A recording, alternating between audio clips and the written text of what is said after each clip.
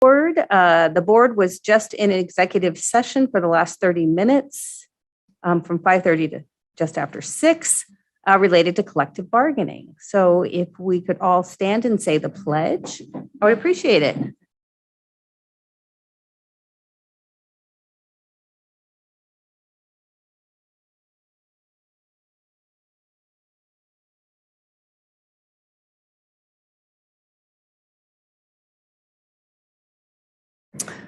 All right, thank you. I'd like to point out that Director Weaver and Director Moraldo are not present today. They each had other commitments, and so are not able to attend this meeting. And I would once again like to welcome our new superintendent, Superintendent Taoyik, who is here for her first real board meeting since that July one was super short. So we're very excited to have you on board. I enjoyed your video that was released and talking about our coming first 100 days. So welcome. Good. All right. And then we have been experiencing some website issues. So for anybody that's trying to look at our agenda, if you go through the normal route on our website to see this item, there's a PDF for the agenda. So the information is still out there. And then we will move on to public input. This is an opportunity for the community to give us input on items not on the board's regular meeting agenda. If you have input relating to a specific agenda item, please hold your comments until I request input during that particular agenda item. As a general rule, the board will not respond to public input. I ask that you clearly state your name and school attendance area, limit your comments to 2 minutes, and we'll be using a timer. The board neither endorses nor censors any opinions expressed in public input.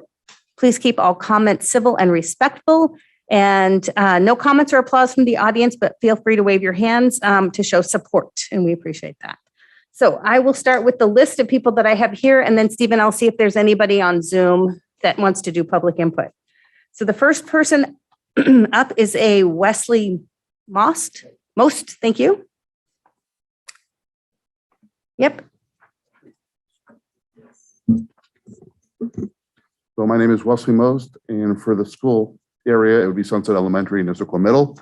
Thank you for allowing me to address the board. I'm here today to express my dissatisfaction at the disingenuous actions around decisions made regarding technology in the school district. I see this both with the Prop 2 levy and the one-on-one laptop program. I feel that there is a lack of transparency and misinformation that is serving the district's agenda, and that does not earn trust. When my daughter entered 6th grade, I applauded the laptop experiment. I purchased my daughter a computer with reasonable specs with the thoughts that it would last her for her entire middle school experience. The laptop functioned well throughout the year with only one technical issue, which I solved for my daughter, not a school representative. The Prop 2 levy didn't mention discontinuing the use of private laptops the following year. I fully agree with the construction projects, but I feel the combination of construction and technology in one levy was a dishonest action. If I knew your plans, I would have voted no and convinced others to do the same. My children will still be in the Issaquah School District when the next technology levy will be proposed. With the current decision of the school board, I will vote no and encourage others to do the same based on my feelings today. In terms of the upcoming plans for next year, I feel the district communication on July 22nd pushes a narrative with no facts. The statement said there were considerable management issues with parent-supplied laptops. Where's the data? Where's the survey to ask the parents how they felt the process went? Where's the final report on the experiment? I've seen nothing. I believe I understand the specs of the laptop that are planned to be used by the school district based on the model mentioned during the enrollment session. Comparing that to what was found on the Dell website, I believe the system that will be used is inferior to what I purchased for my daughter. With the software I expect you will need to install to manage at a district-wide level and add security, I fully expect further system degradation and more difficulties to support during the year. This is due to my inference that this will be a machine with insufficient memory, a processor that is 3 generations older than what I could buy at Costco today, and a small battery that will be lucky to get 3 hours on a full charge. The laptop I purchased for my daughter could go 2 days without being charged if she forgot. After these actions, I do not trust the school district when it comes to technological decisions. Well, you have my... I do. I have your written one, and I'll make sure everybody gets a copy of it. Thank you very much. Thank you very much. I appreciate your input. All right, next up is Sarah Brown. And you all can correct me with your name when you get up there.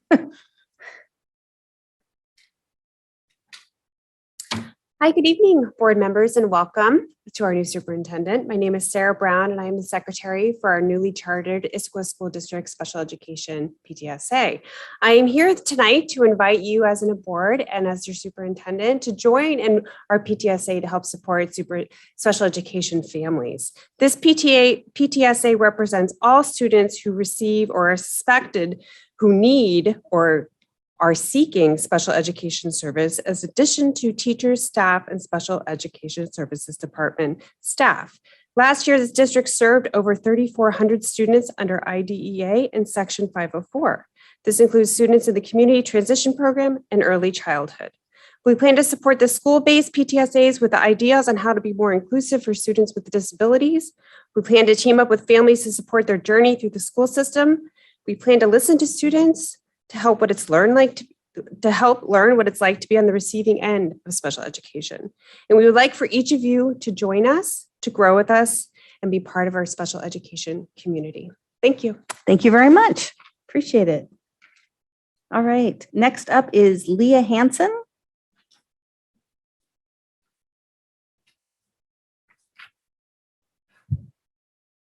I'm Leah Hansen, and I've had the pleasure of being coached by Doug Crandall and would like to express my full support in reinstating him. I have been coached by numerous coaches, and so I would like to think I have a good idea of what a great coach looks like. If in just 2 short summer seasons, I was able to learn so much from a single mentor, that should say a lot in itself. An example of this is the conditioning program he ran leading up to my freshman season. In those sessions, he taught me by example just how much hard work pays off, and I began to see results I'd never imagined previously. And that is just one of several examples I could give. I've also seen the immense impact he's had on my sister, who has written some of her own words about Coach that she would like me to share. Dear board members, I'm Kira Hansen, a graduate from Issaquah High School, writing as a past captain to voice my support for our head coach, Doug Crandall. I was lucky to have him as my coach ever since sophomore year when he first joined, and ever since my perspective on leadership, basketball, and overall life has changed. I'm incredibly grateful to have had the opportunity of working with one of the most driven and detail-oriented coaches I've ever had. He's shown countless acts of leadership and incredible coaching, which was evident in our 4th place run at state in just his first year of joining the program. These acts include things like running almost every line in our conditioning with us, something not many coaches do, and teaching us habits I still practice to this day because of him. When his son Timmy's friend passed away last year, rest in peace, CG4, that shook many in the basketball community. We could see the pain and immense empathy our coach had. He made sure to tell us as a group he cares about us for this specific reason, because he cared about us as humans and not just players, an important message you can't deny in today's age surrounding mental health. It was a message that meant an incredible amount to every single one of us. We've experienced countless memorable moments that will forever stay close to my heart. I would have absolutely loved to finish my senior season with even more. At this point, if the current team and future team could experience this, that would be the next best possible thing for the program and the girls who loved playing with this school's name on their jerseys. Thank you. Thank you very much for your input. And I do see the hands waving. Thank you for all respecting that. Annie Gibbons.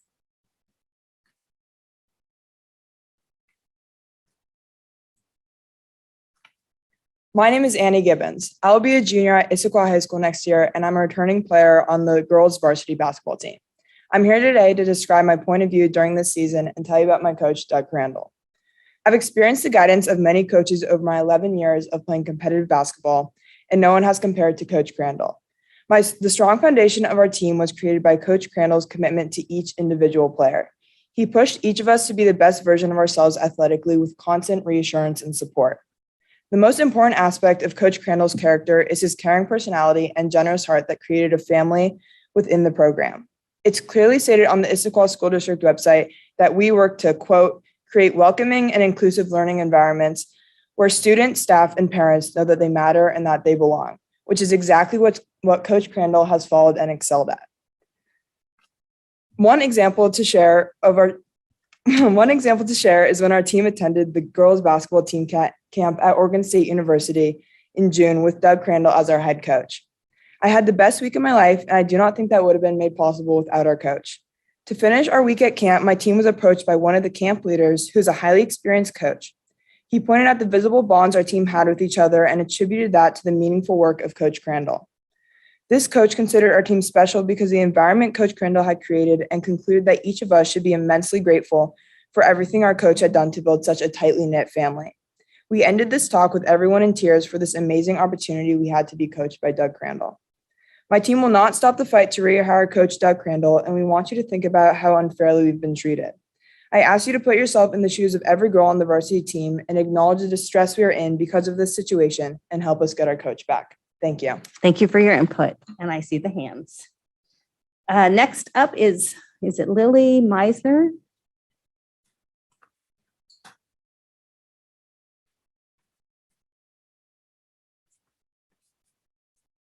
Hi, my name is Lily Meisner, and I'm going to be a sophomore at Issaquah High School. I'm here again to ask you to bring my coach back.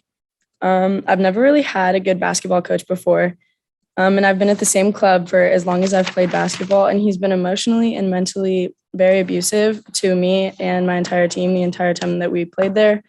And I kind of thought that's just the way that coaching was. Then during our break from club in June, when I was finally fully coached by Coach Crandall, I realized that it didn't have to be that way. So in July, when I went back to my club team, that coach continued to yell and scream and swear and insult us. And I felt it start to break down all my confidence that Coach Crandall had built up for me and the whole team during June. And this time I had the strength to stand up for myself, and I quit that team. I know now that would never have been possible if Coach Crandall didn't show us and show me how being a real team was. And I refuse to ever be treated that way again. So please reinstate our coach for a positive impact. So please reinstate our coach so we can all have the positive basketball impact and experience we deserve. Thank you. Thank you for your input. All right, next up is Mark Hansen.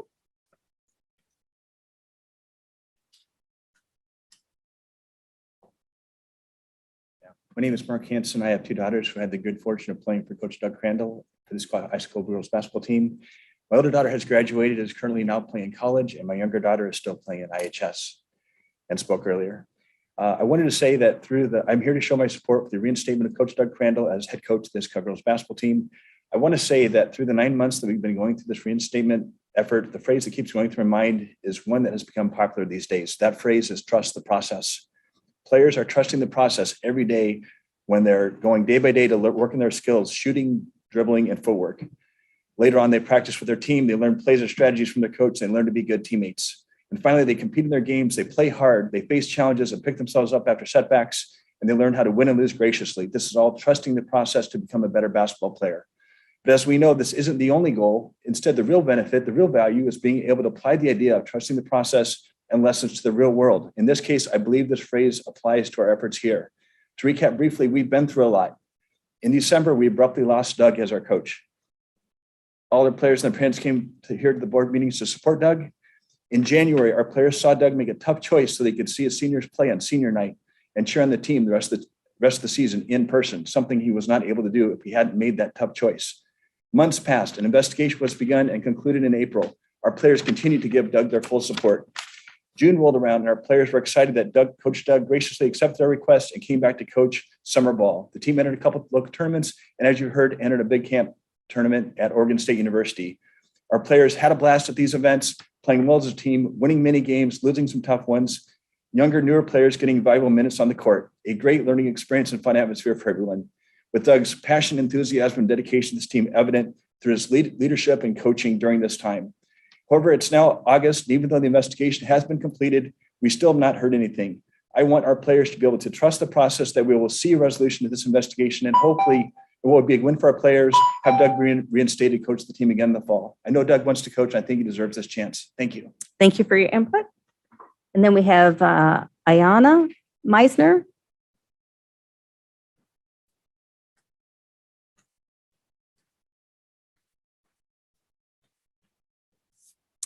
Hi, my name is Ayanna Meisner. My daughter attends Issaquah High School, and I'm here to advocate for the reinstatement of her basketball coach, Doug Crandall. You just heard from my daughter, Lily. As her mom, it's my job to protect her and make sure she has the best experiences and opportunities possible. And I failed to do that with her basketball career. While I couldn't be more proud of her for protecting herself from her abusive coach, it never should have gotten to that point. I will probably never forgive myself for that. And that's why we're all fighting so hard for Coach Crandall. Because when you find someone who has a positive impact on your children, and as a parent, you'll do anything in your power to keep that. While the ISSE girls were at OSU team camp in June with Coach Crandall, I received very little communication from Lily. They were too busy having the time of their lives. But one night she sent me a text that simply said, "I'm so happy." I can't remember the last time I heard her say that. As you heard from her, that happiness led directly to confidence and self-advocacy, lessons that are priceless in today's world. Everyone needs to take a step back and remember what we're all doing here. The first priority needs to be the best interest of the kids, not the adults, not the lawyers, not the egos. This doesn't need to be a legal battle. All of that goes away with a simple decision to put our children first. This pandemic has taken away so much from them already. Please don't take this away from them too. Thank you. Thank you for your input. Next up is Ken Sunderland.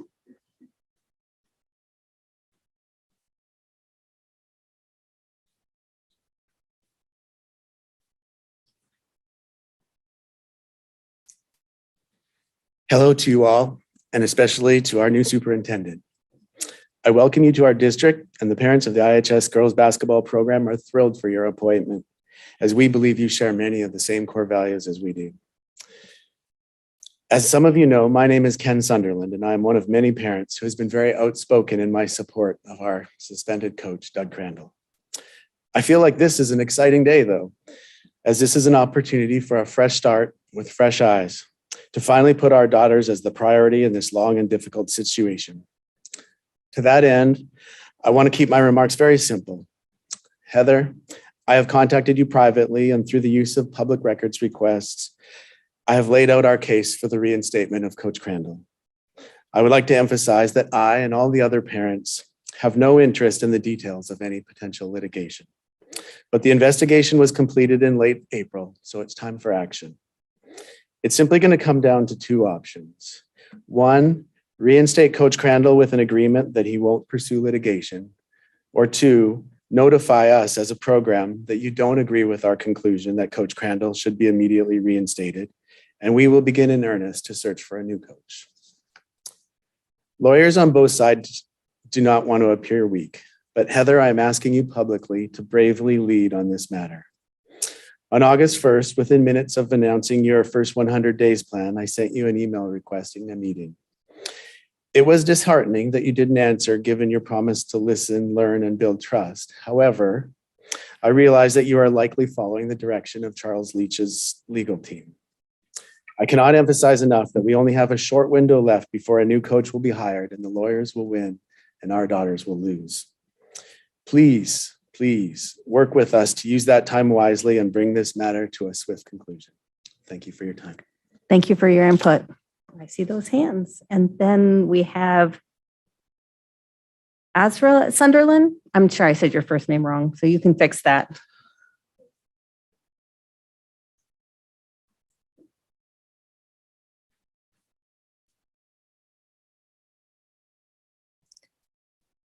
Hi, my name is Azra Sunderland, and I'm here today to speak about my previous head basketball coach at Issaquah High School, Coach Crandall. I'm an incoming senior this year, and I have been a part of the Issaquah girls basketball program since my freshman year. Around 9 months ago, my coach was unfairly suspended during the start of my junior season without any warning. Since then, very little has changed. Though there was an investigation, there has been no closure for our team. After an amazing summer season with Coach Crandall, we were all left wondering what's next. That's why I asked today for you to make a decision. I beg that the Issaquah School District either reinstates Doug Crandall as head coach of the Issaquah girls basketball team or states that he won't be rehired indefinitely. After so many amazing memories with Coach Crandall, I hope for the former option. However, at this point, I am just asking for clear communication, including releasing the results of the investigation. Thank you so much for listening. Thank you very much for your input. Thank you, everyone. Stephen, is there anyone on Zoom? Nobody on Zoom that wanted public input. All right, then we will close down that part of it. I thank all of you for your input. It's here. And now we are on to our next item, which is approval of our consent agenda. I move the consent agenda be approved as presented / amended. We don't have any amendment. No. So as presented. Second. Excellent. And the consent agenda is a meeting management tool that has many items on it, all approved by, or all reviewed by the board and then approved in one motion. So all those in favor of the approval of the consent agenda, please say aye. Aye. Aye. All right. Nays, no, because everybody said yes. So that one's done. We're good. And now we'll go on to our public. Are there any changes to the regular agenda? No. All right. And now we'll go on to our public hearing related to our budget. And this is a somewhat formal process. So I will gavel us in. I now declare the public hearing open for the 2022-2023 Esqua School District budget. We will have a presentation related to the budget, and then we will open it up for any public input and also any board comments or questions before we close this part of our hearing. So I will turn it over to Superintendent Tauyik and see if you want to introduce us or just take us over to Martin. Great, thank you. I see some of our folks leaving, so I want to say thank you for showing up and let you transition. All right. Well, thank you, President Moore, board. I'm excited to just preface this very important, public hearing for our budget for the 22 to 23 school year. And I want to share my very grateful heart for both Martin Turney, our CFO and Chief Operating Officer, and Mariah Banasic for her role as the Executive Director of Finance and Budget for their work in seamlessly stepping into the role of leading in this time where we know our budget topic is so tantamount to all of our work this year. And just thank you for stepping in seamlessly during this time of transition. So I wanted to also remind our community of our 2-year strategy to continue to get our expenses in line with our revenue. And we are entering the preparations through this process to pivot to the year 2, which will begin later this year. So I think that's always a helpful reminder to set the stage. Given that, thank you, Martin Turney and Mariah Banasic, and I'll turn it over to you both. All right, thank you. Again, I'm Martin Turney, Chief Financial Officer. Mariah Banasic over here, Executive Director of Finance and Budget. So thank you for having us. This is, of course, the public hearing. We typically do this in the earlier part of August, and then later in the month, we have the formal budget adoption process. So that would be on the 25th of this month. We have advertised it twice in the publication of local circulation, which is a requirement. So we have met that requirement. If you are checking in online, we do have some additional documentation in addition to the slides that we're going to present. So we have a budget guide that goes into a little bit more detail than what we're going to show here tonight. And then, of course, we have the much more detailed F-195 document that includes everything that we present to the state in terms of the budget. So that's another legal requirement. So those are available for anyone who wants to look those up. Let's see. Just give me a second, make sure I did this right. Stephen, am I hitting the wrong button? Sorry.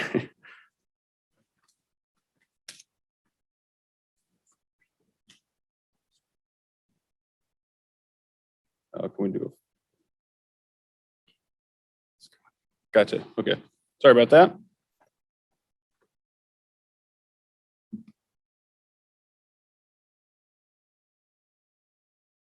Okay.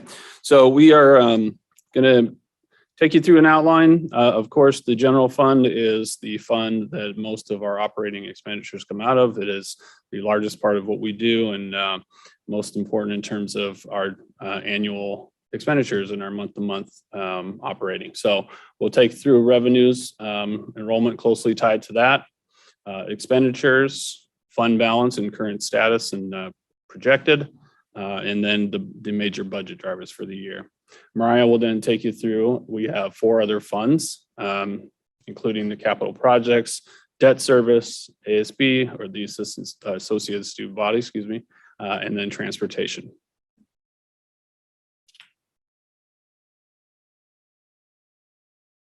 Okay. So in terms of revenue, I mentioned briefly the importance of enrollment, and I'll touch on that a little bit more in just a second. Of course, revenue is tied to enrollment, and I wanted to give a brief update. We are currently in the middle of our enrollment verification process. That gives us a lot of information on who is confirming that they're returning to the district so we can compare that with the numbers that we have in our system. And that gives us some good solid data coming into the year, what we think our enrollment's going to look like. We've gotten through about 60 folks who have confirmed their students for the year. So we're beginning to reach out and to get in touch with the other 40%. And that's about right as far as where we are in the is that something, was that a reminder maybe?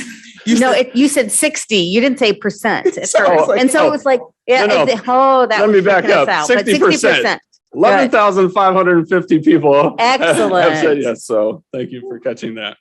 Yeah, so that's fine as far as where we are in the process. There's a few more days left, and we are getting some good information and a few no's. So the folks who sometimes don't respond are in that 40%. So we have to reach out and kind of get in touch with them. So things are going as would expect. I will say that while we projected down in enrollment, we are, preliminarily, now this can all change through the process, but it does appear we are somewhere in the ballpark of those projections right now.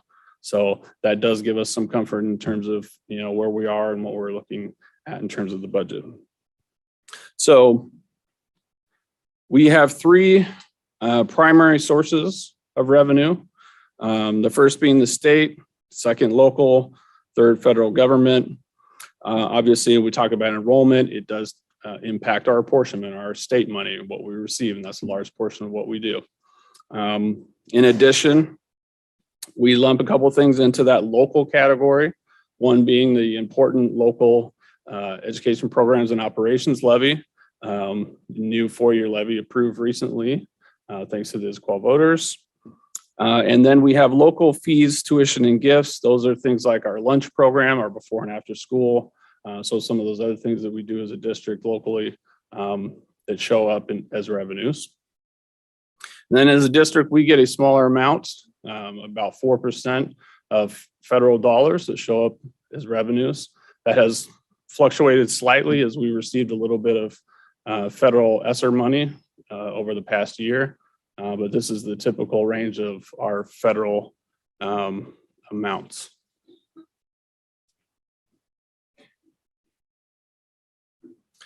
We added a slide here about the local levy. I know sometimes we put a figure in there, and I wanted to kind of back up a little bit and just explain how we come about the budgeted levy revenue amount.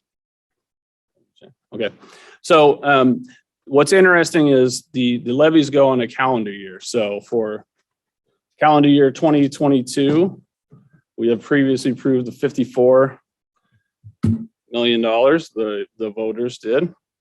And in 2023, that's a new 4-year cycle. That amount is 61 million.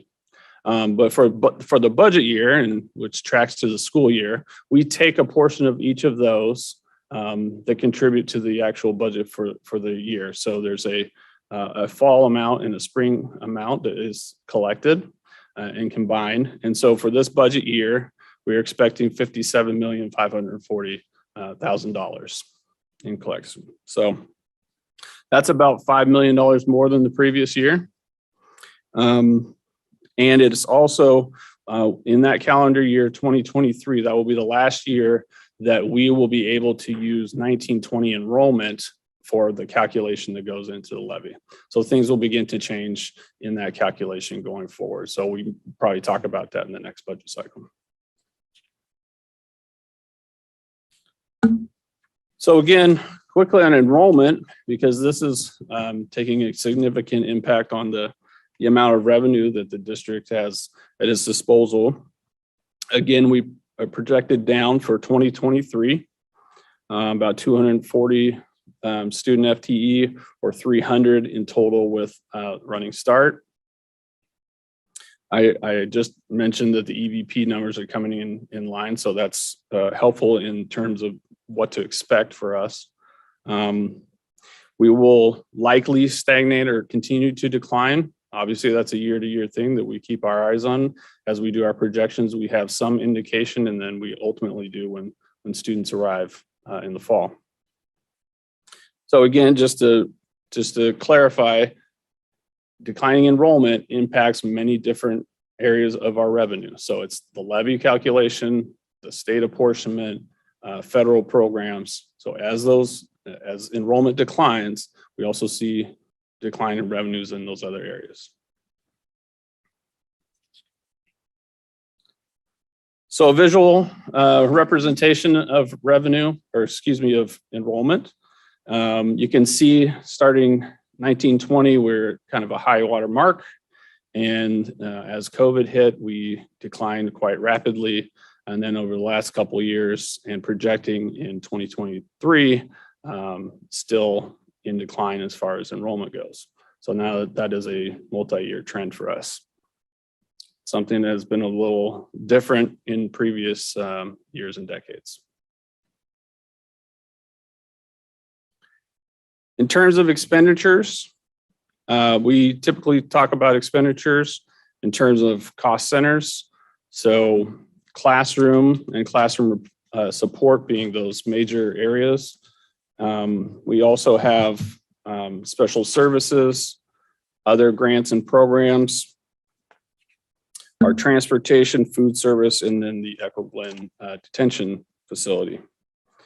I will point out in terms of special education, we are increasing our reserves in that cost center, given that we are able to begin collecting more in safety net, federal safety net money, and then just in the case that we're able to take advantage of any additional federal monies coming in. So that is one change.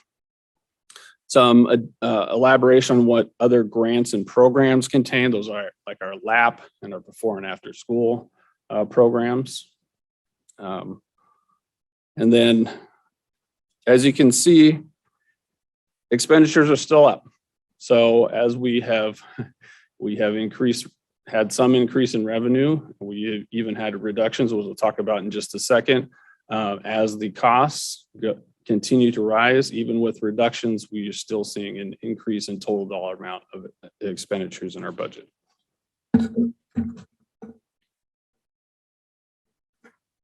So very important here is the impact of these things on our fund balance. I wanted to point out right away that we had a lengthy conversation about reductions in the spring.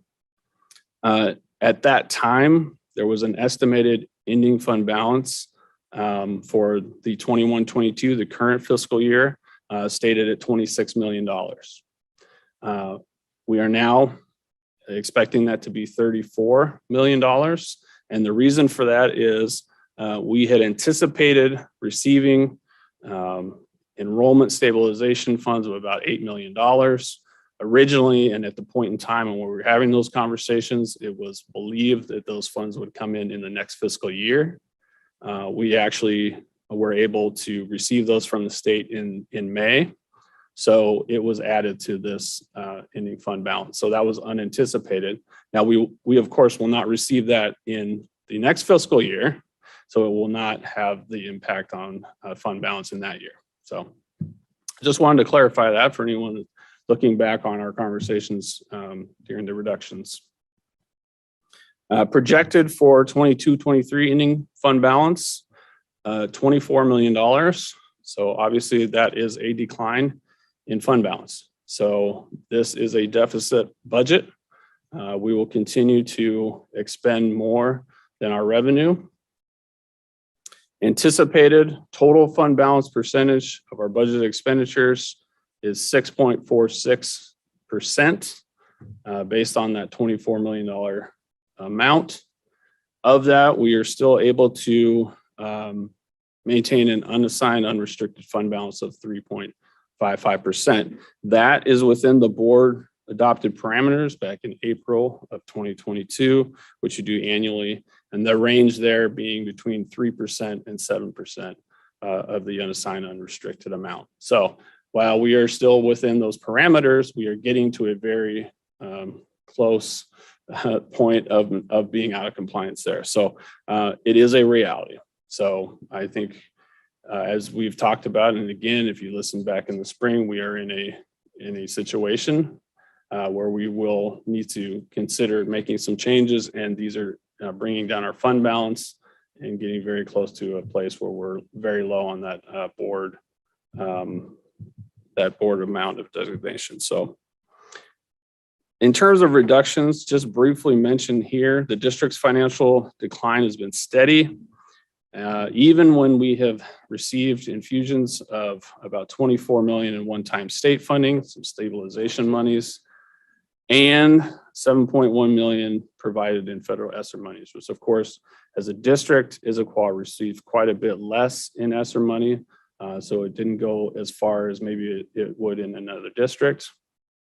However, without those funds, we would have had a much steeper fall off in our fund balance.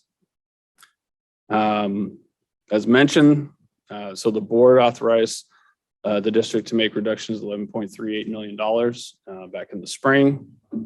That's starting in this budget year, 22-23, stated here as part of a 2-year strategy to align resources to expenditures. Obviously, that could be a multiple year strategy. So I put it down as a 2-year based on the initial conversation, but I think we know that it could be stretched even further. So just wanted to make sure I mentioned that. Another visual, so having talked about the fund balance, this is what we're looking at. As you can see, again, back when we were in kind of the high water mark for enrollment, we had a fund balance at a certain level pre-pandemic, and it began to fall off as we needed to deficit spend. So we have 2 years of projections, the first being the 21-22 year that we're currently in, again, projected to end at 34 million, and then the 24 million estimated for 22-23. The red line there is that percentage, total percentage fund balance of budgeted expenditures. So just saying that that also is declining at the same rate. This, I think, is a very helpful comparison. It is just kind of reinforcing what I just went through, is that as that enrollment quickly declined and continues to decline, we are seeing a similar decline in our fund balance. And again, we were able to take advantage of some stabilization and federal funds to kind of ease a bit of the drop off in fund balance. Those resources appear to be concluding for us. So we are in a state where we will be moving forward, anticipating that we will not be getting those type of additional resources.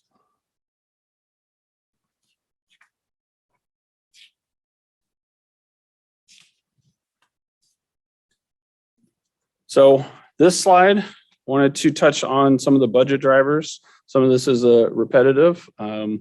Major budget drivers for 22-23, a state revenue increase of approximately 12 million. That is made up of 2 components. The first being the 5.5% inflationary adjustment that the state passes along to districts. So that's to Issaquah School District about $9.8 million. In addition, there was an adjustment that was called the prototypical funding model. This is specifically related to the physical, social, and emotional support element. And there's a compliance element to this, which we believe we are in compliance, and we will, if need be, make adjustments to remain in compliance. So we are have estimated that to be about $2 million to the district in additional revenue. Again, mentioned there was action taken to make reductions of the budget of $11.38 million. The local cost of the inflationary salary increases, about $6.25 million. These are for positions that the district funds locally that are beyond the prototypical model, the amount that the state has in their model for us. We pay the inflationary increase on those positions. So that costs us locally. Again, there was projected enrollment decline, and in fact, it had declined a bit further since our spring conversations about reduction. So that amount has increased a little bit. We have some estimated negotiated increases above IPD.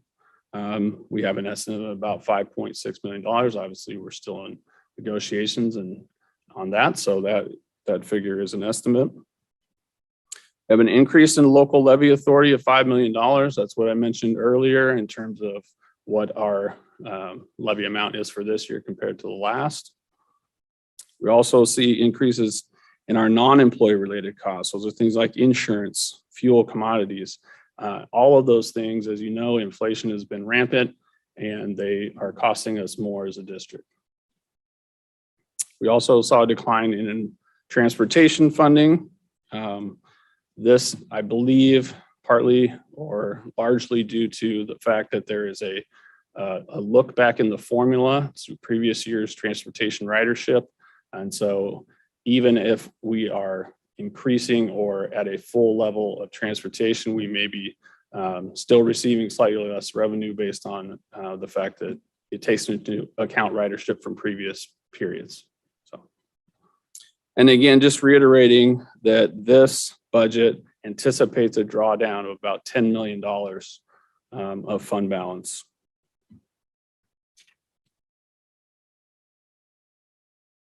At this point, I'm going to hand it over to Mariah. She can take you through the other funds.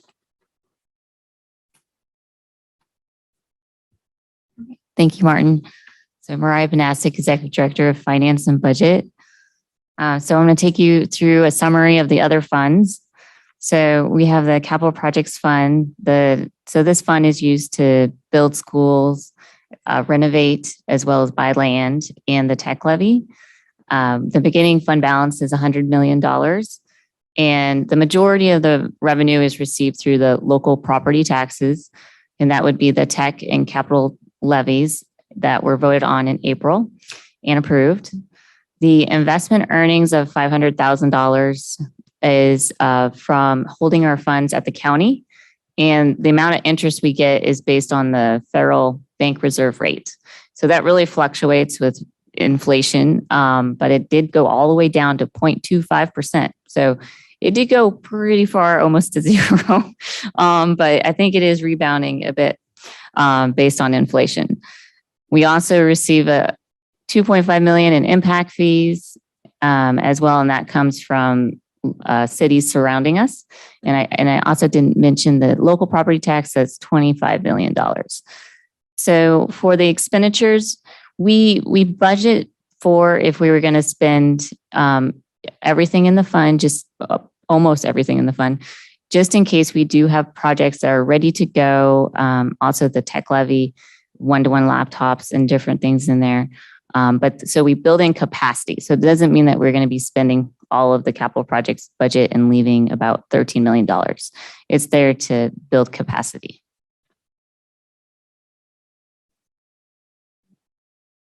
Okay. Next, we have the debt service fund. So this fund, the sole purpose is to pay for the principal and interest on outstanding bonds. So that's for the bonds that were voted on latest in 2016. And so this fund starts with about $27 million. And the majority of the money is through that local property tax for $61 million. And then the bonds redeemed is $30 million.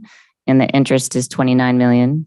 So it leaves you just a $1 million extra for $28 million, and that rolls into the next year to pay the bond outstanding for the next year.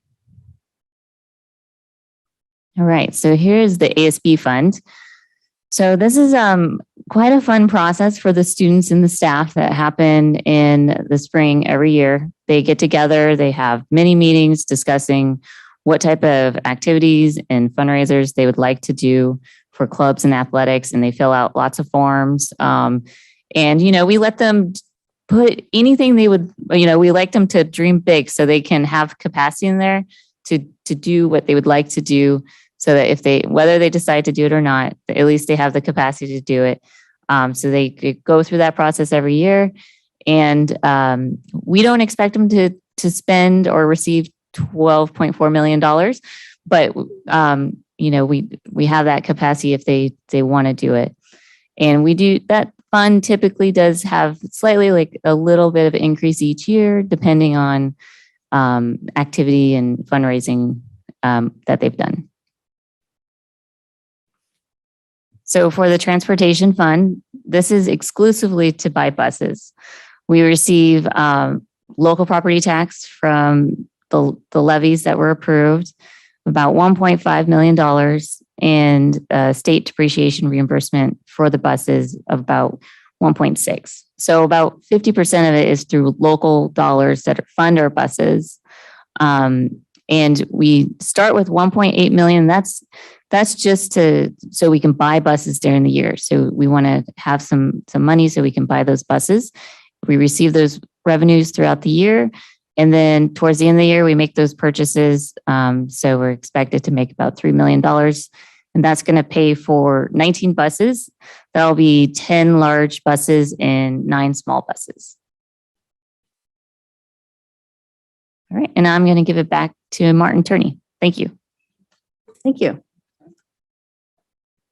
So this second to last slide is something that we typically include in the budget guide, and it's meant to demonstrate essentially where our administrative costs fall in terms of the average for the county. Let's see. Here we go. So the leftmost column is the actual King County district average in 2021. That's the last year we have actuals for. So we go into the financial statements, we pull that data out for each district and we put it together. Overall, there is a resulting total central and building administrative percentage of 12.31% of their total budget or total expenditures. And so we do a comparison. What was our actual for the same time period? That's the next column for 2021. Our result is 9.59%. And then we want to show you what this budget looks like to compare to both of those. And that would be 9.12%. So again, I think part of the story that we tell when we show this slide is that we are a district that continues to maintain a lean administrative staff compared to our King County cohort. So we do have one additional appendix slide. I wasn't planning to go over it unless there was interest, but it does show kind of the breakdown of how we got to the fund balance designations and in particular, the 3.5% of unassigned, undesignated projected at the end of 22-23. So that's in there for anyone who wants to take a look. And that actually concludes our slide portions. All right, thank you. Unless you have anything to add, then at this point, this is an opportunity for anyone in the audience to come forward to provide input, and that would include on Zoom, if anybody is on Zoom and interested in giving input. Would anyone like to come forward to give input?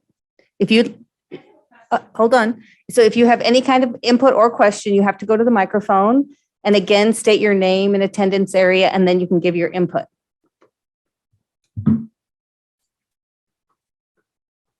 Hi, my name is Sarah Brown, and I am in Newcastle Elementary District.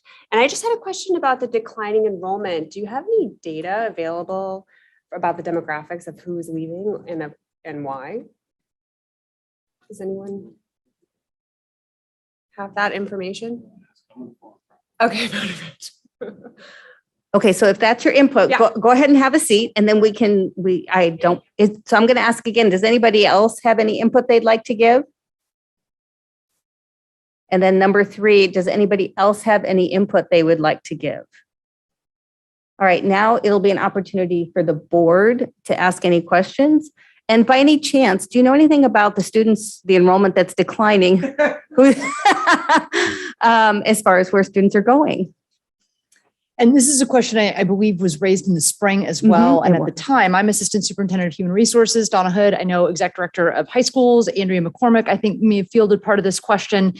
Typically in the secondary schools, particularly if middle schoolers are taking a high school course or our high school students need a transcript, we know why they're leaving because we get a record request from their receiving school and we tend to code that. So we kind of know.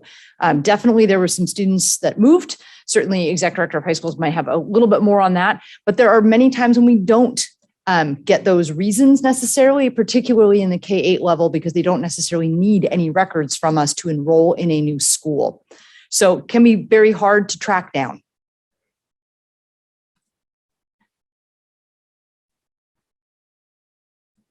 Just to piggyback, one thing I had mentioned earlier too is that it seemed that what our decline mirrored the county. King County also saw just in general decline of population during the same period of time. So. Okay, thank you. And I know a number of neighboring districts have seen similar declines. So it's not just us as far as that goes. So thank you. So any other questions from the board? Okay. So I see Harlan nodding. So I'm assuming that this attachment will be, when our back up and working next time, will be also attached for our next meeting because we're going to approve it at that point. Yeah, at the next meeting, the guide to understanding the budget, the F-195, and the same PowerPoint can be attached to the budget because that's when we'll actually take action to adopt the budget. Right. Yes. So I'm just requesting on page 2 Of the presentation or the guide? No, on page 2 of what would have been the attachment that we can't see. The in our PowerPoint? packet. Oh, it's in the it's in the packet. The PowerPoint's in the packet. Oh, which page? Oh, On page 2 of the attachment that would have been there. It's not the PowerPoint. Oh, I'm not sure which other attachment we're talking about. Do you have the title of that one? Which is it the budget guide document? It's just the budget process. It's literally the discussion action Oh, item. you mean the blurb? Oh, wait. Oh, I see. There's a whole, I see. Yeah, that's in the guide. this is before the guide. I'm saying there's a whole summary of our process and kind of like a highlights of things that's separate from this and separate from the PowerPoint. Oh, but Anyways, Sam, but Oh, how do we see it? It's in our board packet. It would have been a hyperlink there, but it's Right, but so it's part of the guide to understanding the budget. It's No. part of the blurb. I and- believe and- I understand. Oh, it's not. Is if the you were to click blurb- on that link, but we can't click on it, it would. But wait, separate. click on the link the very first link in this. Yeah, you just can't see it. Correct. Hold on, but the right there, the one that has Yep. the, this one? yeah, that's pulled straight out of the budget guide. Yeah. Oh, But okay. it's different. I'm just saying the order of it's different. And it's kind of a summary. It's selective pieces. Anyway, Correct. my request, because that may be all that people actually look at. Okay.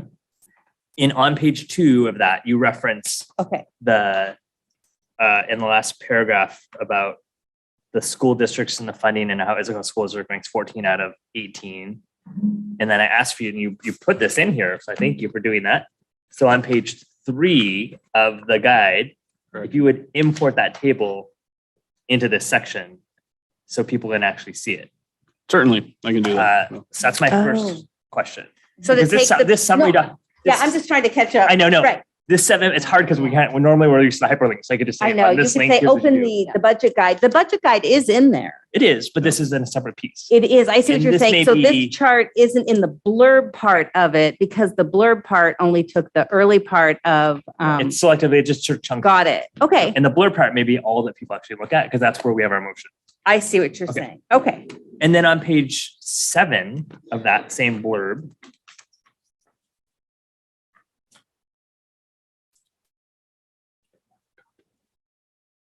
you just need to say that it's the 22-23 budget that we're approving, not the 21-22 budget. Oh, And that's an important part of the conclusion. Thank you. oh, here we go. Oh, which page? It's the very last part of page 7, right there. Since it says that's kind of like what we're Oh, got doing, it. and we're approving this year's budget, not last year's budget. Yeah. And then in the part where you either was your PowerPoint or the guide to understanding the budget, it's not in this summary section, but it's for the guide to understanding the budget for people who are following along in this room. Page 27. The first item, which says 11, Board of Directors. I would really love that below that line, you put extra parentheses for what that means. Because I think that a lot of people look at that, and we've even heard it from our staff, is that, well, cut this. Well, because this looks like we get paid when we actually Oh, don't. Okay. So we should clarify what that actually is, right? That's our audit budget. That's certain Legal. staff. but it looks like this goes to like board of director salary. So I get why people are like, well, like, you know, they're the ones being paid for this. We're like, well, we're not getting, and then we look at you're like, well, we're not getting paid anything. So I think that like we're creating our own messaging issue when we have it at the top of the budget saying like, oh, look at here, board of directors represents 0.26, or sorry, for Issaquah, 0.36% of our budget, which of 0.36 of 354 million is not a small number, but that's actually not what that is. Certainly. So versus everyone else can kind of understand what the rest of them are. Mhm. I think those would be my requests. Okay. Right. Some sort Noted. of a note to indicate, because that's like audit and certain pieces of legal. Right. And other Doesn't make things sense, like that. Yeah, audit legal services, even just Yeah. that, but it's, or even say like specifically like not board salary or something. Certainly. Well, and we do that in other, when we explain revenue specifics and things that we can do the same here. So anyways, those are mine. Good. Thank you. I'm sorry for the confusion on where. to Right. I find that, know 'cause it's hard because I know there's, that- there's Effort. always, I go back over and look at the blurb piece and which is in there. And that has like the first part of it, but not all of it. I see what you're saying. Yeah. Yeah, that's true. Because I usually focus on the guide. So it just depends on what people open. And I think they usually generally click on our first thing, The which first is item. our motion within the summary language. Yeah. Yeah, no. Okay. Yeah. Because okay. Any others? I know I had questions, but I got mine answered. Sydney? We have spent so much time in this document. I'm trying to, actually, I think the addition of the comparators on the admin is super helpful. I like this addition of the comparator per pupil to other districts. I think that's helpful. Mm-hmm. I think Harlan pulls out a great one because I guess is that where the reserve goes as well in that board of directors line, or is that elsewhere? That's a separate. That one is a separate thing. That's usually a capital expense. Last time we used that was to Yeah. put portables for early Right. kindergarten. Yeah, Board so I reserve. think that's helpful because when I actually read it, my brain assumed board reserve. So that's a great clarification. Those, I think maybe, and I'm flipping back and forth because what I'm wondering is, are we clear? I think that the fund balance trend is very clear. The percentage that we're clear about the guidelines around the 3 to 7%. Mm-hmm. But what I'm not seeing, and maybe I'm just not finding the verbiage, is like, just what does that mean? The 3, we can't go, we're very close to 3%. Do we just say that we're never going to go below the 3%? That we have to make other choices at that point? I just feel like that part isn't clear. It's like we're saying we're approaching the barrier, but we're not saying what that causes. At least I'm not seeing that. Well, in part, I mean, it's a board policy to stay between Right. 3 and 7%. So if in the end it's not within 3 to 7%, then on the one hand, they have not followed board policy, would be one way to look at it. But it also could be, I mean, we can have catastrophic where a building burns down and we have to, like, we are going to go and we're going Yeah. to pull out of Right. that and we're going to use that. So, I mean, There could be a time for There would different be. reasons that Right. we end up being lower than that. Right. Some things we don't control, right? Could be an emergency. Other things right now, we're needing to control our expenditures versus our revenue to avoid going into that position Right. of Fair taking point. our reserves below 3%. I don't see our district ever presenting to us a budget that doesn't meet those parameters. That doesn't meet the parameters. And then maybe it's a different question for when we go through the governance procedures, just to be clear on what are some of the things we would do or how we treat it. I just think we could probably be a bit more clear about like, why is that there? And what are some of the concerns that happen if we don't stay within that parameter? Mhm. It normally reads as we have this parameter, but I think for other people, they'd be like, well, then you could not have a parameter.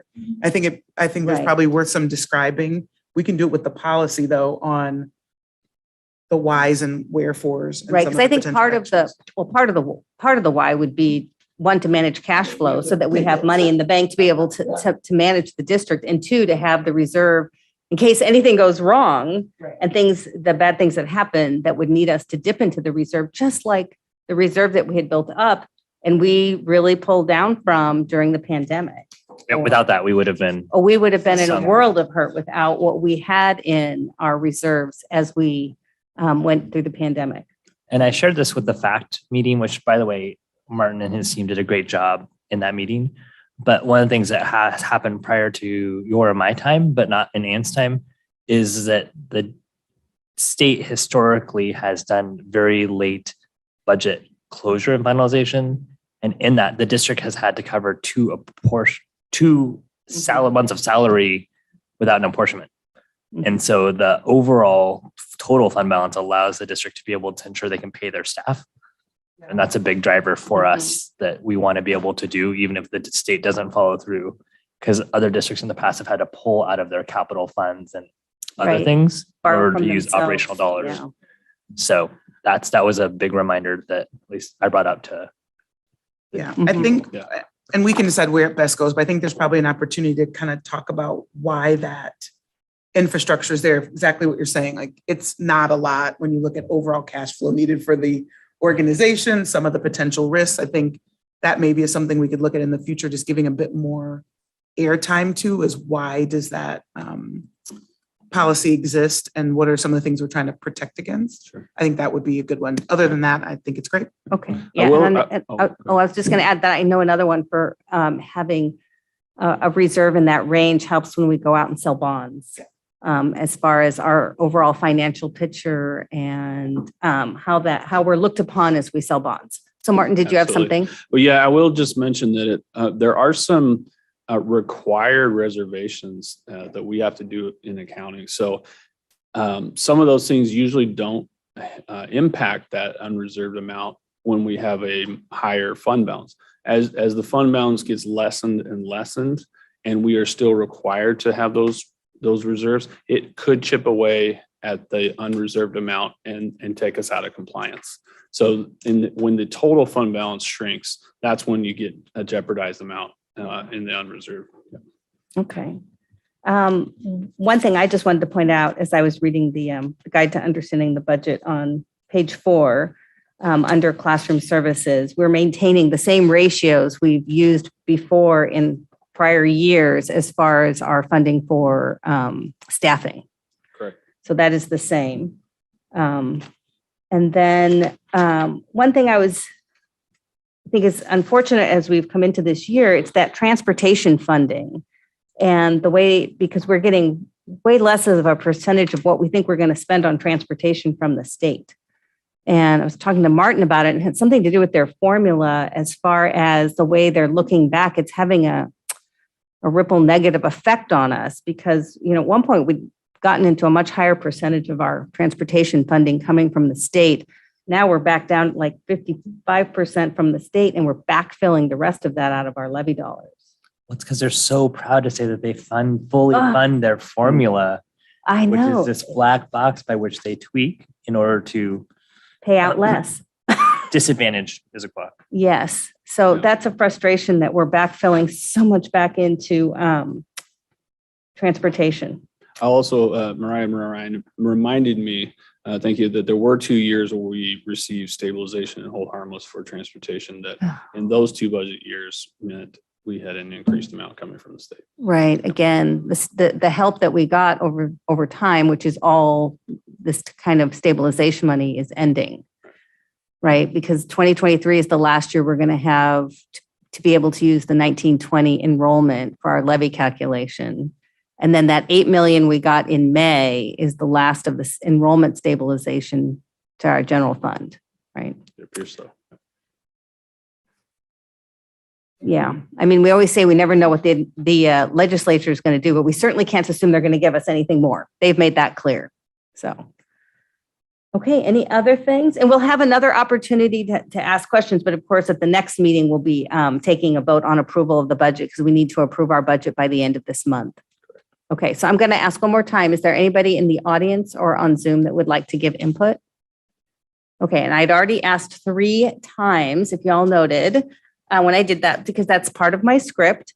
So I will now declare the the public hearing on the 22-23 Issaquah School District budget closed, and I call the regular board meeting back to order.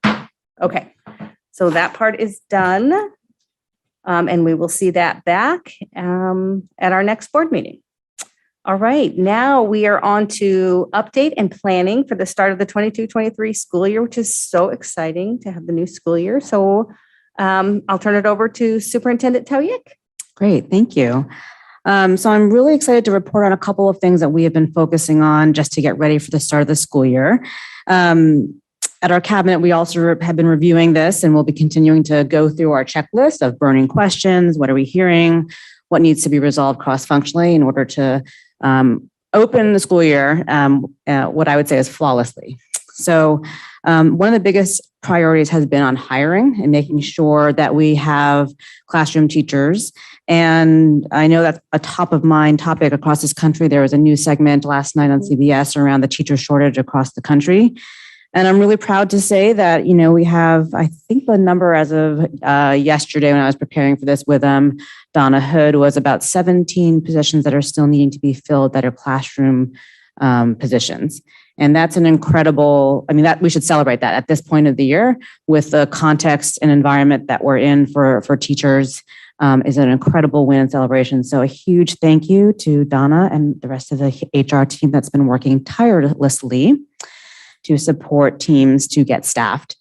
So that's a big win. I would also say that we've hired over about 100 classroom teachers. So, I mean, if you put that in perspective also, what volume, and you see the volume of hiring, but that's sort of around the total of where we are today. Last week, we welcomed back all of our administrators, those of our team members who directly manage, supervise other staff members and who lead our schools and our teams at a district level. And we had a really positive and productive time. The time that we had all of those team members together was on Thursday through a little bit after lunch. And we focused on several topics, really on our collective responsibility that we have in working together. Not that it's a new topic, but we know that we have overcome some significant challenges over the past 2 years, and that we'll continue to take on more challenges and opportunities together. So one of the themes that I spoke a great deal to was around just being stronger together, and how if we collectively put our efforts towards opportunities and problems, we can overcome much more than one individual or one individual team. We spent some time talking about sustainability and well-being for each team member in the room, knowing that as leaders of our teams, organizations, and other people, that you have to put your own oxygen mask on first before you help others.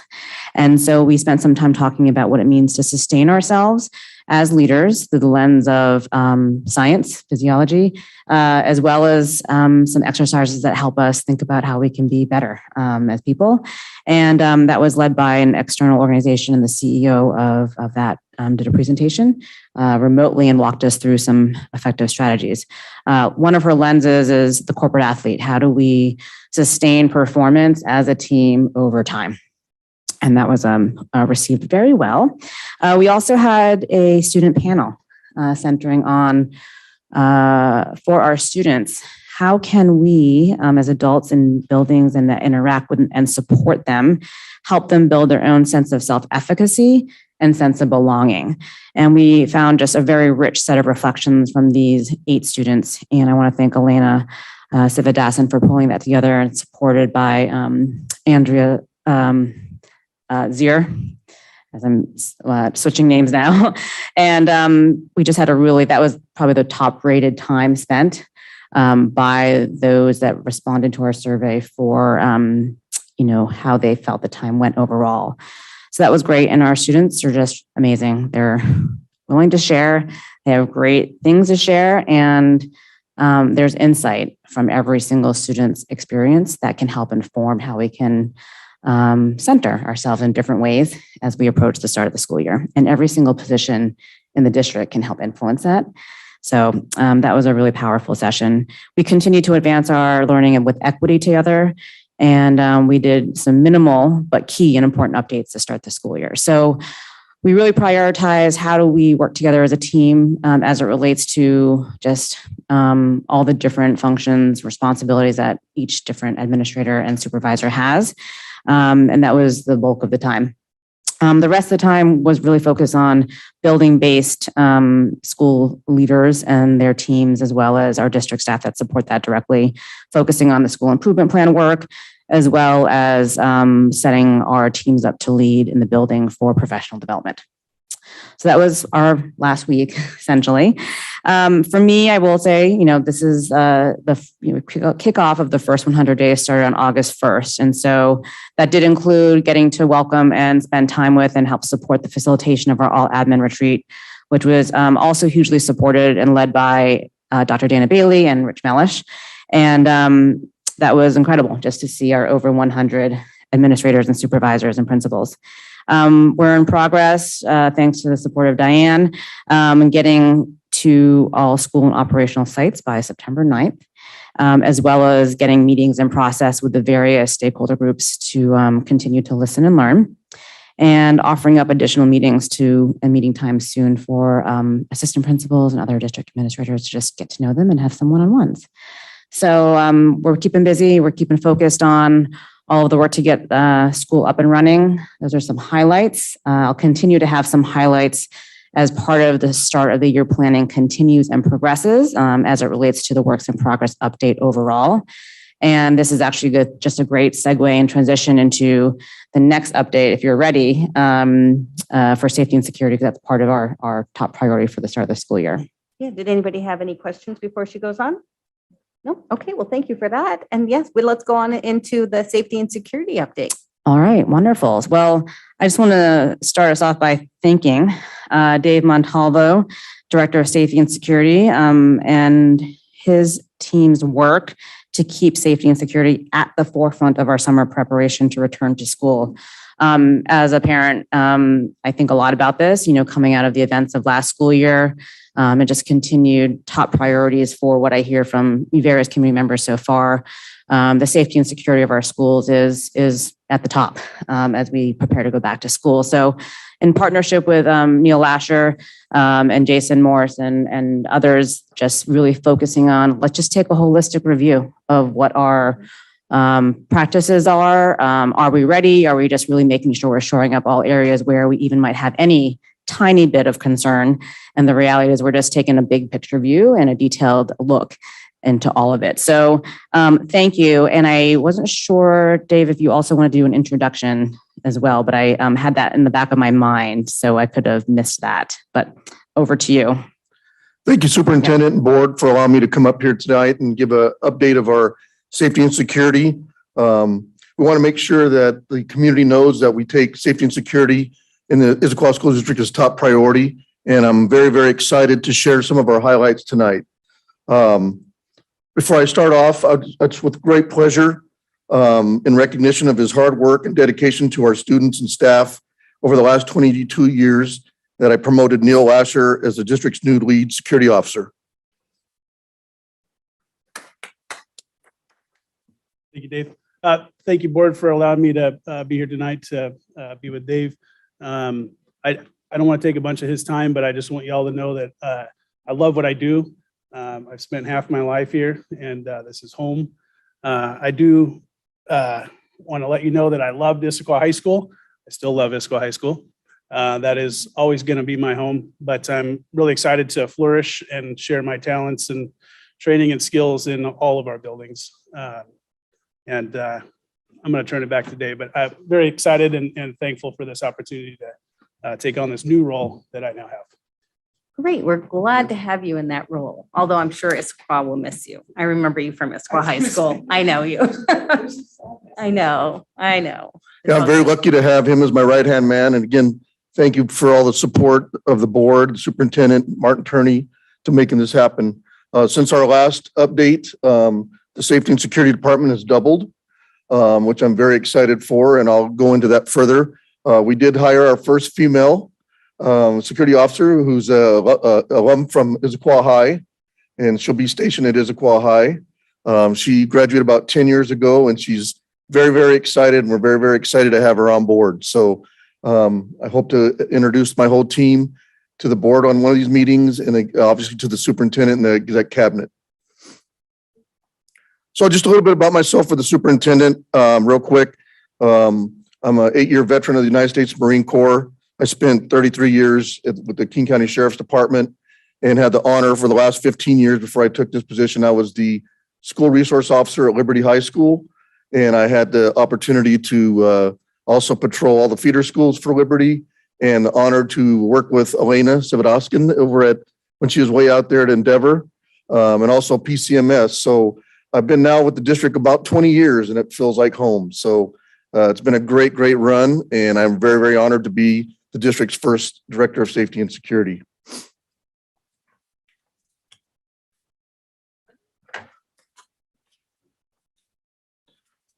So I'm gonna give you a quick walkthrough of what we have in our buildings. I'm very, very excited of how we've enhanced our security. So at every building, we have vestibules and security cameras.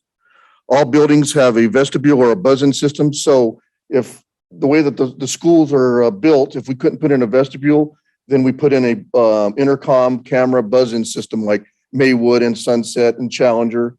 So once you come up there to the school, the buildings are all going to be locked down. You have to buzz in at those schools, and there's a camera over there, and you'll get a question from the office professional before they allow you entrance into the building. So that's great, great security to have as you walk up to our buildings. We have approximately 1,650 cameras district-wide. Elementary schools are an average of 35 to 55 cameras per building. Middle schools average about 60 to 90 cameras per building. And our high schools have the luxury of having 110 plus security cameras located around the buildings. We also have vape detectors in some of our selected bathrooms at the high school level. And they also have signage that lets the students know that there are vape detectors in the bathrooms. And they kind of serve as a dual purpose. They also run on decibels. So if they're in there doing something they shouldn't be doing, then the loudness will be picked up, and we can have our security officers respond in there as well. All buildings are secured with the DNA Fusion program and monitored 24/7, 365 for fire and burglaries. And we also have the capabilities with Neil's new position that we have immediate security officer response if needed. So between him and I, we monitor all the alarms in the district 24/7, 365. We also do after-hour security camera monitoring for active alarms. So if Neil gets a alarm hit, he gets the capabilities to get on his phone and get into the camera system, whatever school the alarms are going off, and see if it's actually a burglary in progress or just the wind or an animal. And if we can also send police department if we need to. We also have the electronic key card access and monitoring system, which everybody has. It's the little key card. That kind of serves as a dual purpose because every time somebody goes in or out, it will log that. So it's a great program to have. And if the thing about that as well is that if somebody loses their card, we can deactivate it. So it's kind of a twofold thing, and it's a great, great tool to have. Once you get into the building, we require you to have go in there to the Legend ID visitor badges. So it's kind of what the same thing as Children's Hospital has. And so what it is it will take your picture off your driver's license or passport, and it will print out on a label. And after a while, after the allotted time, it will have a red mark go through it or say void. So just another great tool to have. And what it also prevents is the misuse of over-the-counter visitor passes. So people just can't come up, grab one, and then get into our buildings. So it's a great tool to have. And like I mentioned, Children's has it, and some of the major hospitals have it as well. So it's a great tool.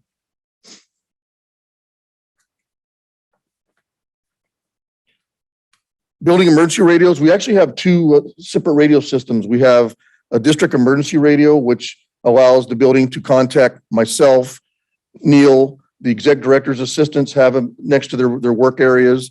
Diane has one, Nancy has one. And those radios are for any kind of emergencies. So if they need district resources, they can get on that radio and we can respond and get them the help they need. And then we also have building radios, which allows them to contact just their staff only. So they're programmed just for Liberty or just for Issaquah High or for Sunset. So we have the luxury of two different radios, which is great. The infrastructure and system support for buildings, we were able to upgrade district communications. We added 5 additional repeaters strategically throughout the district, which allows us better clarity and coverage.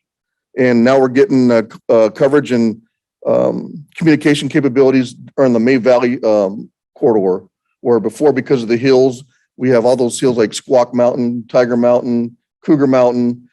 These having this upgrade, we're able to communicate clearly now, which is a great thing to have in there in that area. I'm also excited that the district, for the first time, we're moving to our own radio frequency, so we won't be bouncing off any of the repeaters and off of Tiger Mountain or Columbia Tower. We'll have our own infrastructure to where that's also going to enhance our capabilities between buildings and the district office. So when you get the radios in your hand, you don't have to hold them up or anything. They'll have 100% clarity, and we're supposed to go live on that hopefully by Friday, but at the latest Monday. So it's a great addition to have. We also conduct semi-annual radio checks in collaboration with our transportation department. And so what we do is we make sure that with those emergency radios, we can contact every building. And so we do that twice a year to make sure that everything works. For incident readiness, we have our annual container checks are in progress now. Every building has a emergency container or a room that stores their emergency supplies in case of an earthquake. We did purchase 10-year life water, and we have that at every site for enough for each student and staff member. We also provide emergency classroom buckets. Hopefully they never have to use those. They're just regular, well, they're custom made, but they can also be used for going to the restroom. And they contain like gloves, hand sanitizer, blankets, obviously toilet paper, stuff like that, light sticks. We also supply emergency backpacks. Those have like tools in them, also gloves, flashlights, batteries, more gloves. We also have light sticks and those ponchos. So I think we have like 50 in each bag, so the kids can also use those as blankets. We also provide emergency information posters in each classroom and offices. That kind of goes over and displays for the classroom our emergency procedures for like earthquakes, suspicious people, fires, and all those drills. So it's actually on the walls, and there's a spot on there that they actually put their room number and a phone number. So if we have a substitute, they know where they are in the building. So it's kind of a quick thing that they can go to if they need to in those moments where you need it right now and you can tell somebody where you're at. One of the things we do provide is our security team goes out and assists buildings with monthly drills.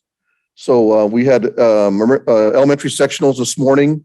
And so anytime that any of our buildings have drills that they want us to come out and kind of oversee and kind of monitor, we're more than happy to do that. Fire drills, earthquake drills, evacuation drills, modified lockdown drills. So it's great to have that extra set of eyes for feedback.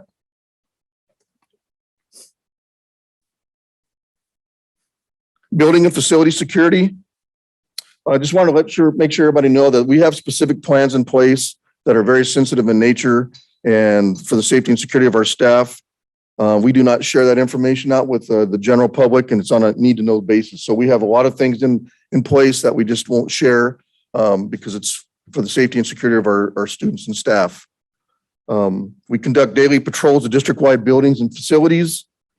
We also do weekend, holiday, and night patrols. We're always doing continual assessments of building and perimeter securities. And we collaborate with local law enforcement and firefighters to make sure that their access to the Knox boxes or have keys or key fobs to get in our buildings, they have all that on them. So if they ever need to respond to an incident, they can gain access immediately. Each building has their own emergency operations plan tailored to their specific site and needs, which is great to have. We also have a district executive emergency response team guide. We call it the EERT. It's designed for the superintendent and the exec cabinet, and it contains response plans for several situations such as earthquakes, one that we're really good at, pandemics, air pollution, bomb threats, intruders, and fires. And we're actually going to be doing some tabletop exercises coming up this month.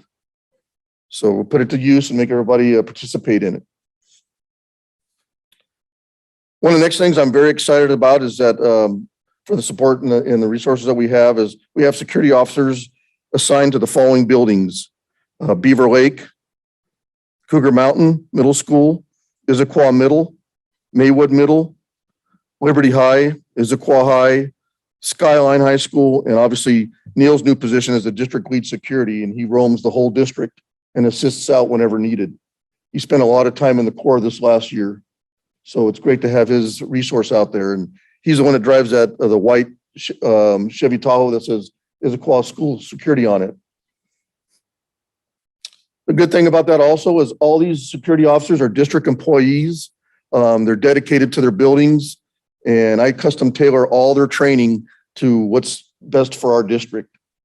And so we attend summer conferences. We're having Stop the Bleed training next on the 25th for the whole team, which is a level 3, which is great. It's going to really be in depth. So everything that we do besides, the Stop the Bleed, it's like AED, first aid, Narcan, CPR. We do all that safe care, which is the old right response. We make sure that everything's custom tailored for what our district needs. All our security officers have been trained in the new Washington State House Bill 1214, such as constitutional and civil rights of children, trauma-informed approaches when working with children and youth, child and adolescent development, recognizing and responding to youth mental health issues, educational rights of students with disabilities, and collateral consequences of arrest and court involvement. And one of the big ones I like as well is the de-escalation techniques, just to name a few. Each officer carries a medical go bag, which includes tourniquets, medical supplies, and Band-Aids. Each officer attends our own advanced field training program of at least 5 to 7 days, which exceeds the state mandate of 3 days. So we go above and beyond to make sure that they're squared away before we cut them loose in the buildings. The Issaquah School District is also a member and collaborates with our local Puget Sound Educational Service District for trainings and meetings. And we hold monthly meetings or at least quarterly meetings and do roundtable discussions to make sure we know what the trends are throughout the district.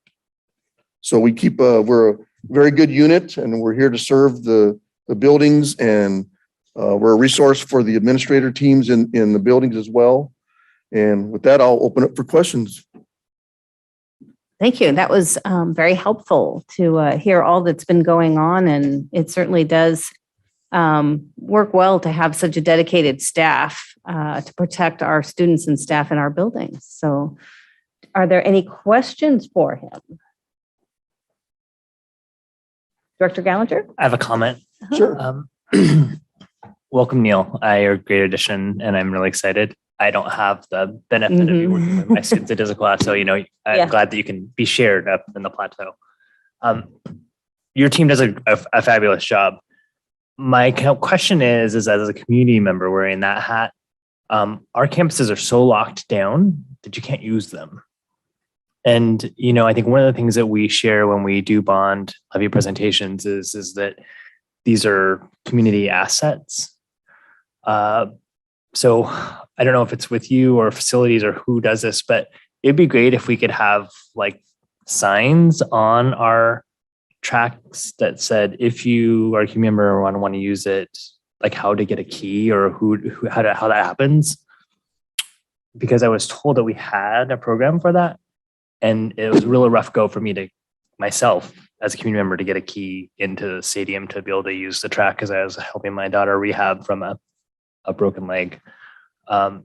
So I like that our campuses are closed and secure. I also think that we need, just like you have vestibules to have the right people come in the buildings, we also want to make sure our community members have access to these assets that they've paid so dearly for.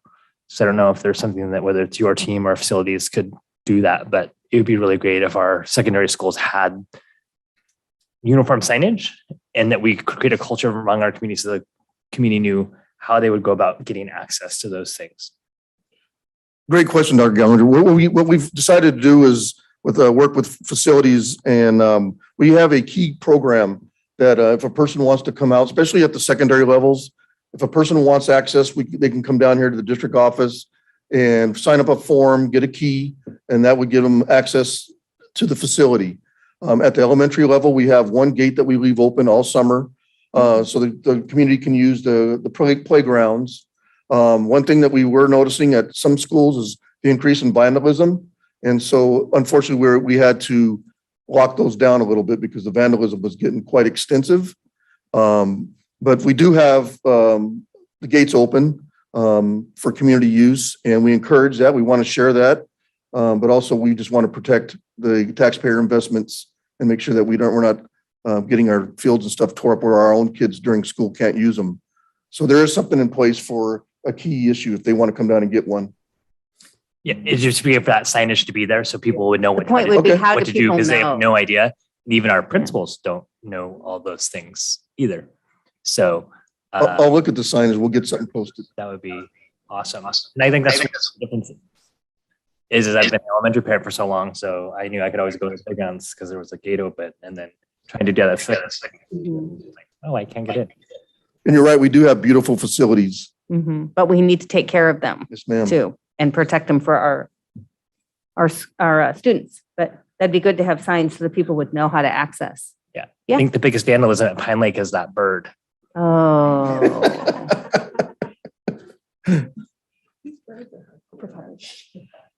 Is there anything else? Do you have a question? Comment? It's going to be a comment. So really appreciative of the overview. Just very thorough and thoughtful on different kinds of potential concerns. The level of anxiety listening to it gave me is just extremely high, but I understand how important it is and just really grateful at the level of thoughtfulness that you put into it. Thank you, ma'am. Good. Is there any public comment, either in the room or in Zoom? And I see one, so you can go to the microphone and make your comment. And I see there might be one on Zoom. Yeah. Hi, Sarah Brown. I'm in Newcastle. I just had a quick question. I was wondering if your staff is restraint trained, and if so, what's your policy for hands-on with students who and get physical? Wait, hold on. Yeah.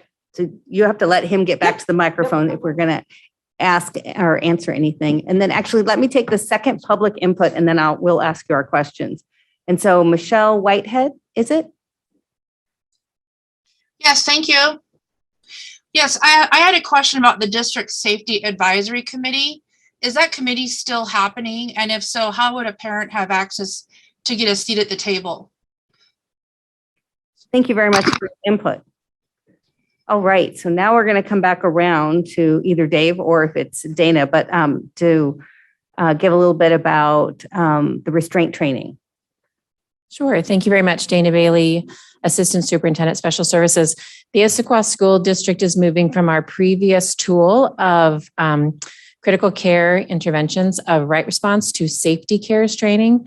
And we have our trainers going in the next 2 days, and then another set of trainers going, and safety cares is on the approved list from the state of Washington and is trauma informed, sorry. And we intend to start rolling out training for critical staff in a priority order starting August 19th, hopefully to get everyone trained in safety cares by the end of the year. All right, thank you. Thank you. That's helpful. And then, is there still a safety committee? And I don't really know to the question that was asked about, is there any kind of a safety committee that involves the community? I don't actually know. We have a district-wide safety advisory committee, but it's not for community members. It's made up of first responders and administrators from all our buildings, if they want to send a representative, and security department. So it's an internal staff safety committee. Yes, ma'am. Okay.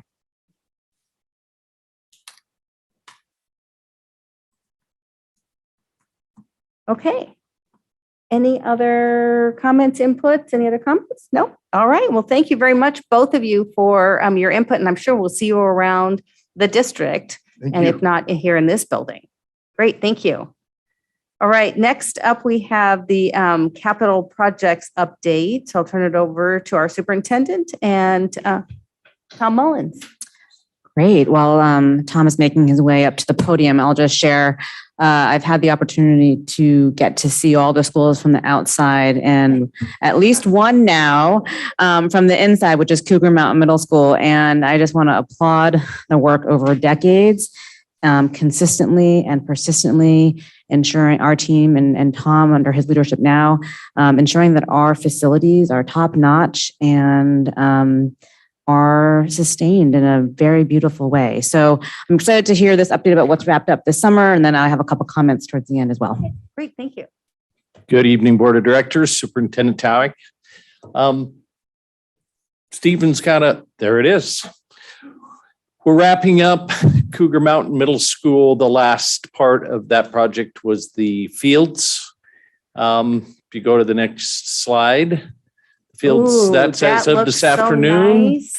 And Wow.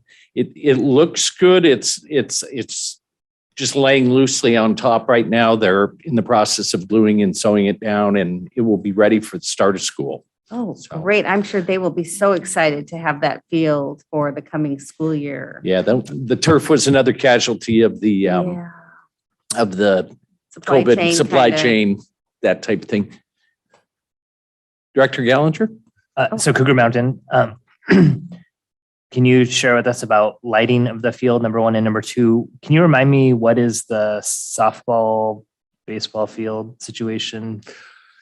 Okay, the lighting is, we have, due to budget constraints, we didn't light this field. It's part of our land use for that project. And from C of O, we have 3 years in which to get those lights up and running. All the infrastructure's in, just need to pull the wire and put the poles in. So as soon as we have funding for that and it's designated, we can accomplish that. And then the second question was the softball. Softball. This field is going to be this field's going to be a multi-use field.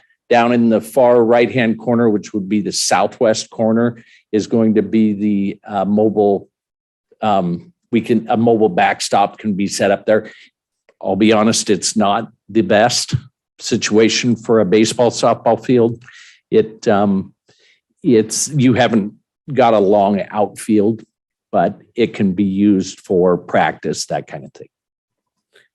And it's just the spaces, we didn't have enough flat space on that site to be able to put a softball field on that site. None of our middle schools have baseball, but they do have softball, which can be used for Little League too. But we just didn't have the flat space to be able to do that. So can you remind me where Cougar Mountain, like this fall, is going to play their softball at? They will, I'll be honest with you, I don't know that answer to that question. If someone from you or middle school executive director could find that out for us, and let us know, that'd be great. Absolutely. Oh, maybe there's an answer. No. Oh, Tibbetts Fields is where I understand we're gonna do it from there. So. But I'll verify, double check that, make sure there is a program there for that. Issaquah High Stadium improvements. Press box is a reminder, there was press box improvements, rebuild, some ADA upgrades that we needed to do, and just general brightening up of the home site stands. And the new press boxes are in. And if you go to the next picture, there's some new ramps and stuff going in, and some paint. It's just kind of a facelift for the stadium.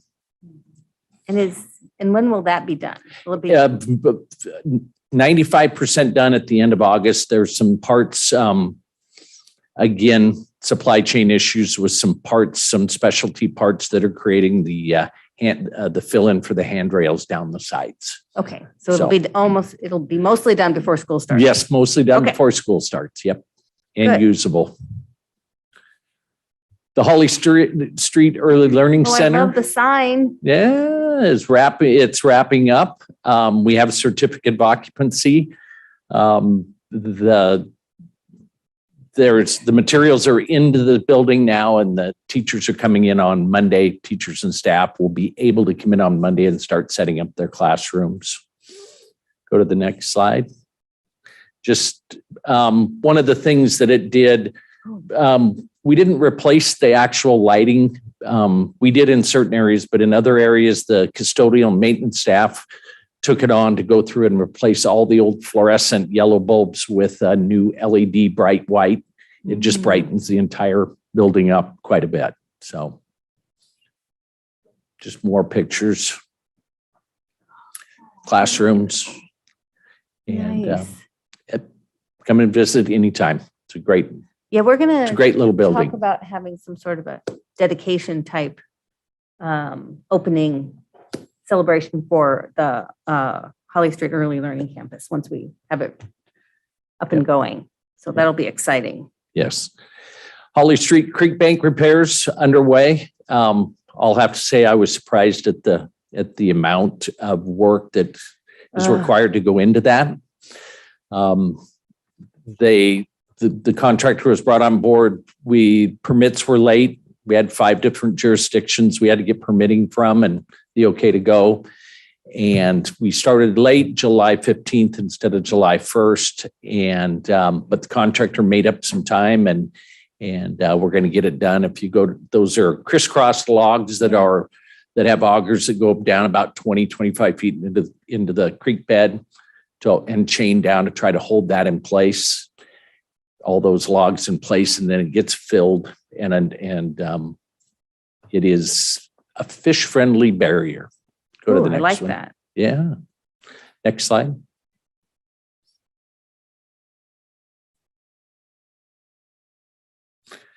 Just some pictures of what they have to do. That is amazing. And this far right picture is what you'd see from the other side of the creek. It will be interesting to see after all this effort. As you can see from the picture on the left, the creek now comes directly at the barrier. Mm-hmm. It's the way the creek is going. It'll be interesting to see how long that barrier will last. It's what we were allowed to do and directed to do. So it'll be interesting. And then the Holly Street Early Learning Center, we have a second phase, playground site improvements. This is just a rendering. It's into the city of Issaquah right now.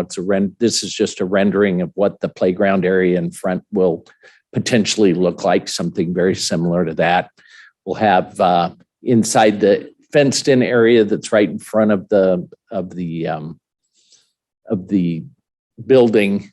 They have it will be a playground with hard surface track that goes around for trikes and that type of thing. Covered play area, that play structure will be covered. It's not shown there because it would have interfered with the scene, but it's covered.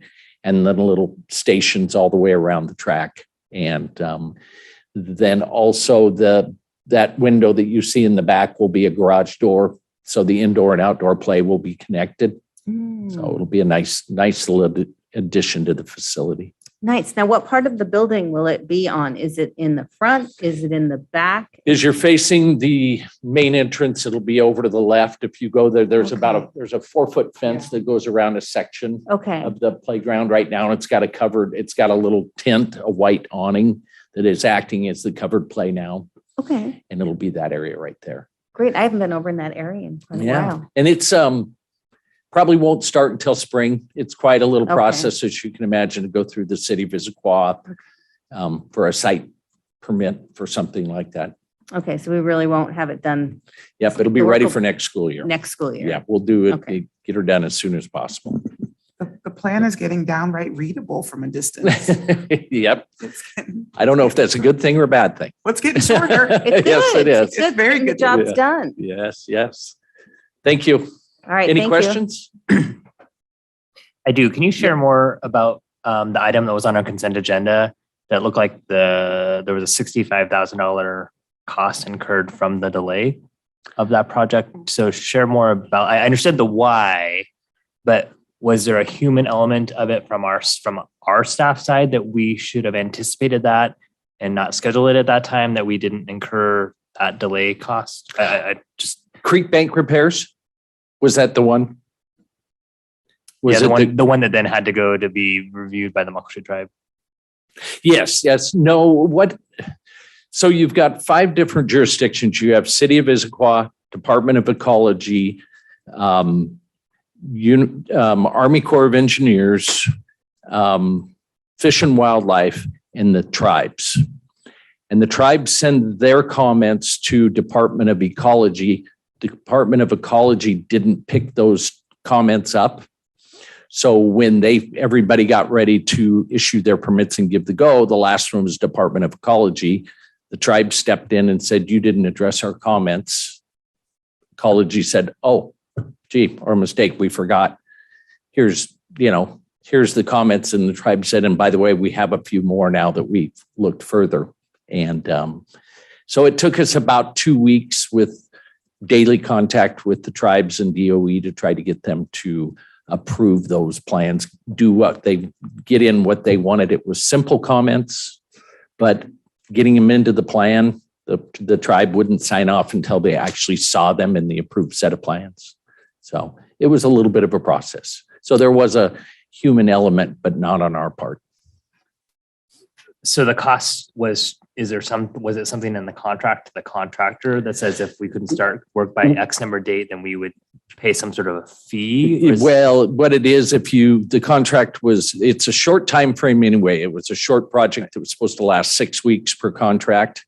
2 weeks of that was taken up with that 1st through the 15th. We started actually on the 16th, and there were costs incurred, and it wasn't all just costs for delays. There was some other physical costs in there too. The adding of the comments, there was some additional work that had to be done. So the 65,000 was, I'd have to go back and look at the numbers. That entire change order was not made up of just that delay. And I would have to go back and review Director Gallinger to make sure exactly what was in that change order. It's been a couple of weeks since I looked at it. So, but I can get you that answer. It just struck me that we were paying for delay, and yet Cougar Mountain Middle School was delayed 6 months. Yep. And I don't recall us getting any sort of benefit for that. Understood. Any other questions? Thank you. Thank you. And then I think. Thank you for your hard work. And as Dr. Mullins shared, that chart was getting shorter. Can you hear me better? Sorry. Thank you. I recognize my own issue. Thank you, Tom, and for your hard work. And as Director Mullins spoke about that chart, that Gantt chart was getting shorter and nearing completion of some of those bars from left to right, mapping out across time the projects. But I wanted to give an update, and I have asked the team to give a presentation more on high school 4 at the next board meeting.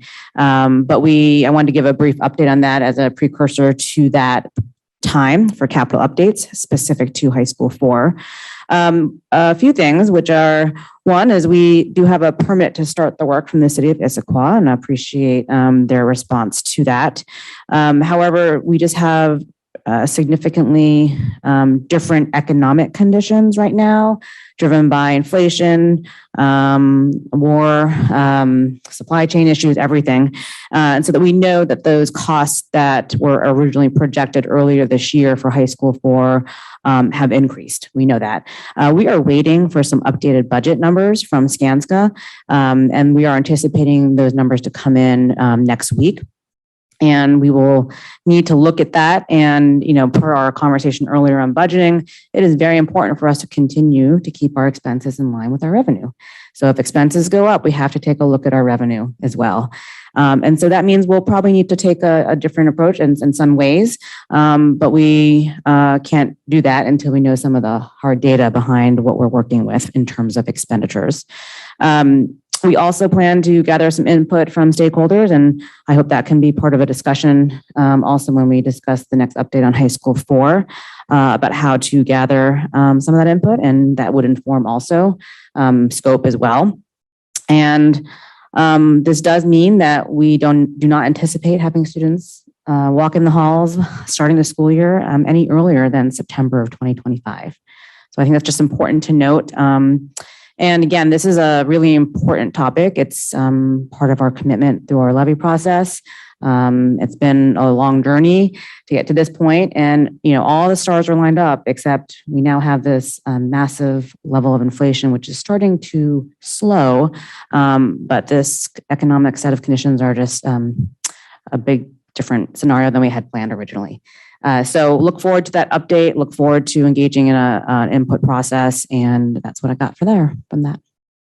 All right, thank you very much for that update, and we'll look forward to more at our next meeting with that one.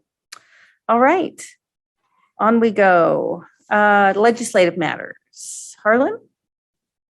Nothing at this time, but we're going to need to work on getting our fact sheet together as we engage with our legislators. I think the primary election made it clear that we don't need to expand who we've been talking with as we plan for the fall, but I think our focus needs to be on certainly the transportation formula, our special education funding, and then the overall prototypical funding model that is going to be the big topic of conversation for all school districts, because it really does highlight and I think amplifies the inequities that exist across our school district.